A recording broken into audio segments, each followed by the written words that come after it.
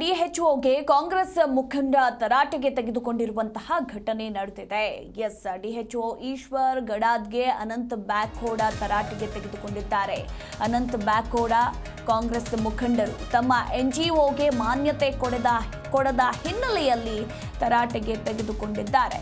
ಅಂದರೆ ಆರೋಗ್ಯ ಬಂಧು ಸ್ಕೀಮ್ ಅಡಿಯಲ್ಲಿ ಮಾನ್ಯತೆ ಕೊಡದ ಹಿನ್ನೆಲೆಯಲ್ಲಿ ಐಸಿರಿ ಚಾರಿಟಬಲ್ ಟ್ರಸ್ಟ್ ಮುಖ್ಯಸ್ಥರಾಗಿರುವಂತಹ ಅನಂತ್ ಬ್ಯಾಕ್ಹೋಡರನ್ನ ಕಾಂಗ್ರೆಸ್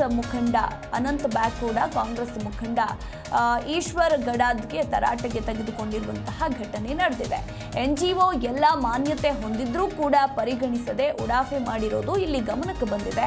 ಹೀಗಾಗಿ ಇದನ್ನ ಪ್ರಶ್ನೆ ಮಾಡಿದ್ದಕ್ಕೆ ಉಡಾಫೆ ಉತ್ತರ ನೀಡ್ತಾ ಇರುವ ಆರೋಪದ ಹಿನ್ನೆಲೆಯಲ್ಲಿ ಮಾನ್ಯತೆ ಹೊಂದಿದ್ರೂ ಸತಾಯಿಸ್ತಾ ಇದ್ದೀರಿ ಅಂತ ಇಲ್ಲಿ ಕಾಂಗ್ರೆಸ್ ಮುಖಂಡ ಅನಂತ್ ಬ್ಯಾಕ್ಹೋಡ ತರಾಟೆಗೆ ತೆಗೆದುಕೊಂಡಿದ್ದಾರೆ. ನಮ್ಮ ಸರ್ಕಾರವಿದ್ರೂ ನಮ್ಮ ಕೆಲಸವಾಗ್ತಾ ಇಲ್ಲ ಅಂತ ಇದೇ ಸಂದರ್ಭದಲ್ಲಿ ಆಕ್ರೋಶವನ್ನ ಹೊರಹಾಕಿದ್ದಾರೆ.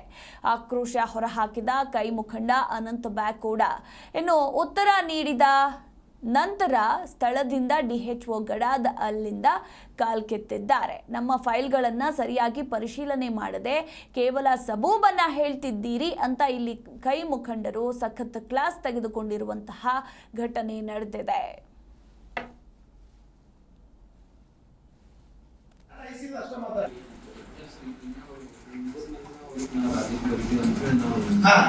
ನೀವು ನನಗೆ ರಾಜ್ಯಕ್ಕೆ ಬರೀತೀರ ಅಂತ ನಾನು ಕಿವಿಯೊಳಗೆ ಎಷ್ಟು ದಿವಸ ಮಾಡತ್ತಿರದೆ ಹೋಗ್ರಿ. ನೀವು 2 ಸಲ ಬೆಂಗಳೂರು ಮೀಟಿಂಗ್ ಹೋಗ್ತಿರಲ್ಲ, ಮೀಟಿಂಗ್ ಹೋದಾಗ 2 ಸಲ ಇದ್ರು ಪರ್ಸನಲ್ ಕೇರ್ ಮಾಡಿದ್ರೆ ತಗೊಂಡ್ ಸರಿ ಮಾಡ್ಬೇಕು ಮಾಡೋದ್ರ ಅದೇ ಹೇಳಿ.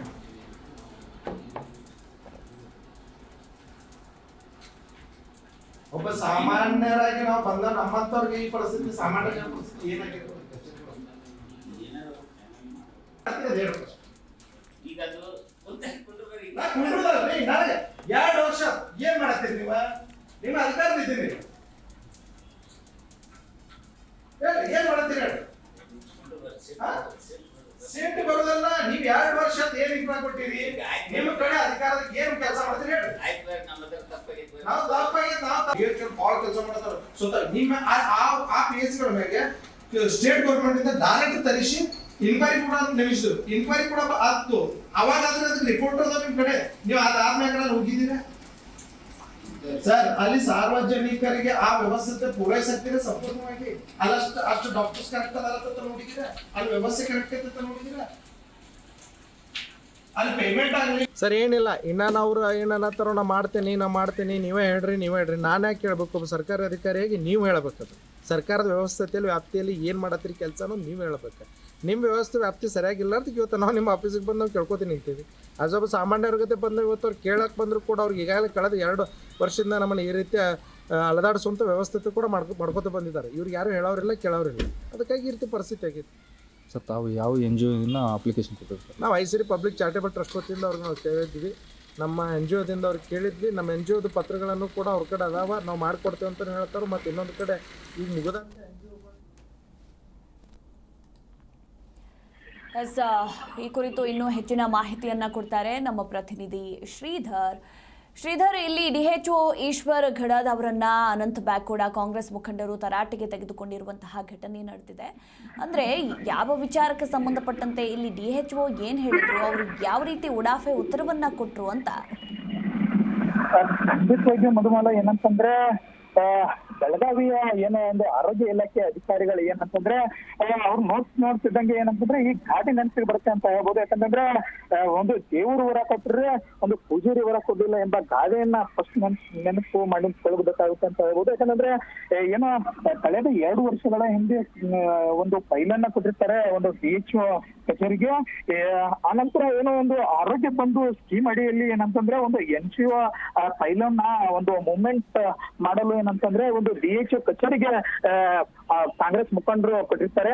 ಆದ್ರೆ ಅವರು ಏನಂತಂದ್ರೆ ಪದೇಯಾಗಿ 2 ವರ್ಷಗಳಿಂದ ಏನಂತಂದ್ರೆ ಒಂದು DHO ಕಚೇರಿಗೆ ಅಲಿದಾಡಿ ಸುಸ್ತಾಗಿ ಬಿಟ್ಟಿದ್ದಾರೆ ಅಂತಾನೆ ಹೇಳ್ಬೋದು. ಯಾಕಂತಂದ್ರೆ ಸರ್ವೇ ಸಾಮಾನ್ಯವಾಗಿ ಒಂದು ಸರ್ಕಾರದ ಸಂಬಳವನ್ನು ತೆಗೆದುಕೊಂಡು ಒಂದು ಬೆಳಗಾವಿಯಲ್ಲಿ ಏನಂತಂದ್ರೆ ಒಂದು ಆರೋಗ್ಯ ಇಲಾಖೆಯಲ್ಲಿ ಒಂದಲ್ಲ ಒಂದ್ ರೀತಿ ಒಂದು ಸುದ್ದಿ ಆಸ್ವಾನೆ ಬರ್ತಾ ಇದೆ ಅಂತ ಹೇಳ್ಬೋದು. ಯಾಕಂದ್ರೆ ಜೊತೆಗೆ ಇವರು ಏನು ಕಳೆದ 2 ವರ್ಷಗಳಿಂದ ಕೂಡ ಏನಂತಂದ್ರೆ ಒಂದು BHU ಕಚೇರಿಗೆ ಕೂಡ ಅಲೆದಾಡ್ತಿದ್ದಾರೆ. ಆದ್ರೆ ಅಧಿಕಾರಿಗಳು ಮಾತ್ರ ಯಾವುದೇ ರೀತಿಯಾಗಿ ಡೋಂಟ್ ಕೇರ್ ಎನ್ನುತ್ತಿದ್ದಾರೆ ಅಂತ ಹೇಳ್ಬೋದು. ಜೊತೆಗೆ ಇವರು ಏನು ಅಂತಂದ್ರೆ ಒಂದು ಕಾಂಗ್ರೆಸ್ ಮುಖಂಡರಾಗಿರ್ತಕ್ಕಂಥವ್ರು ಏನು ನಿಮ್ಮ DHU ಕಚೇರಿಗೆ ನುಗ್ಗಿ ಒಂದು ತರಟಿಗೆ ತೆಗೆದುಕೊಳ್ತಾರೆ ಒಂದು DHU ಅವರನ್ನ. ಇಲ್ಲ ಸರ್, ನನ್ನ ಫೈಲ್ ಕೊಟ್ಟು ನಿಮಗೆ 2 ವರ್ಷ ಆಯ್ತು ಸರ್, ಆ ಫೈಲ್ ನಲ್ಲಿ ಏನಾದರೂ ಸಮಸ್ಯೆ ಇದ್ದರೆ ತಿಳಿಸಿ, ಇಲ್ಲ ಅಂತಂದ್ರೆ ಅದು ಫೈಲ್ ರಿಜೆಕ್ಟ್ ಕೂಡ ಮಾಡುವರೆ ನೀವು. ಈ ರೀತಿ ಆದ್ರೆ ಸರ್ ನಮ್ಗೆ ಏನ್ ಮಾಡ್ಬೇಕು ಸರ್, ನಮ್ಗೆ ಏನಾದ್ರೂ ಒಂದು ಸೊಲ್ಯೂಷನ್ ಕರೆಕ್ಟ್ಗೆ ತಿಳ್ಕೊಂತಾರೆ ಒಂದು ಕಾಂಗ್ರೆಸ್ ಮಿತ್ರರು. ಮತ್ ಜೊತೆಗೆ ಅವ್ರು ಏನ್ ಹೇಳ್ತಾರೆ ಅಂತಂದ್ರೆ ಒಂದು ಕಾಂಗ್ರೆಸ್ ಸರ್ಕಾರ ನಮ್ದೇ ಸರ್ಕಾರ ಇದೆ, ಆದ್ರೆ ನಮ್ ಸರ್ಕಾರದಲ್ಲಿ ನಮ್ ಕೆಲಸನ ನೀವು ಮಾಡ್ತಿಲ್ಲ ಅಂತ ಹೇಳಿ ಒಂದು ಉಡಾಟೆಗೆ ವರ್ತನೆ ಮಾಡ್ತಿದ್ದೀರಾ. ಒಂದು ನಿಮ್ಮ ಮೇಲೆ ಕಾನೂನು ರೀತಿಯಾಗಿ ಕಠಿಣ ಕ್ರಮವನ್ನ ತೆಗೆದುಕೊಳ್ಬೇಕು ಸರ್ಕಾರದವರು ಅಂತ ಹೇಳಿ ಒಂದು ಸ್ಟ್ರಿಕ್ಟ್ ಆಗಿ ಒಂದು ತರಾಟೆ ತೆಗೆದು ಒಂದು ವಾರ್ನಿಂಗ್ ಅನ್ನ ಮಾಡ್ತಾರೆ DHU ಅವರಿಗೆ.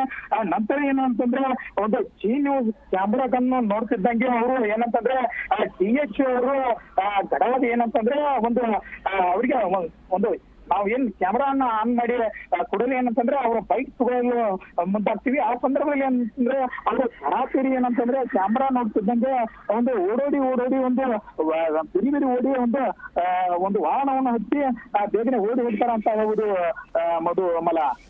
ಥ್ಯಾಂಕ್ ಯು ಶ್ರೀಧರ್ ನಿಮ್ಮೆಲ್ಲ ಮಾಹಿತಿಗಾಗಿ. ಅಲ್ಲಿ ಪೇಮೆಂಟ್ ಆಗಲಿಲ್ಲ ಸರ್, 1.5 ವರ್ಷ ಪೇಮೆಂಟ್ ಆಗಲ್ಲ, ಹಾಸ್ಪಿಟಲ್ ನಡೆಸ್ತಾರ ಭಾರಿ ಆಗ್ತದ ಸರ್.